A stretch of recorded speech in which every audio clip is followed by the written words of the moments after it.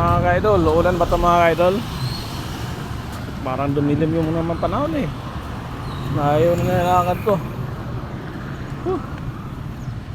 Yung ano ko, parang dumilim, parang ulan. Uy, may naklam dito ah. Sorry. Kotse naklam pa. Nako.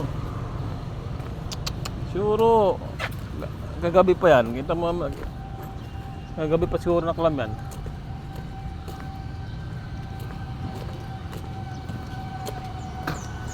Kaya kotse naklam, no? Naklam yung kotse. Oy, nagkaklasan talaga dito eh. Ah, nagkaklam talaga? Club session to eh. Ah, Kanino ba yan? hindi ko alam, parang dito yata yon. Parang kagabi pa yan, no? Kasi parang ano pa eh. Pag dito ka nagpark talaga, nakakawin ko talaga. Ah, bawal pala yan. Dito mo parking area to eh. Ah, ganun ba? Ayun. Naklam.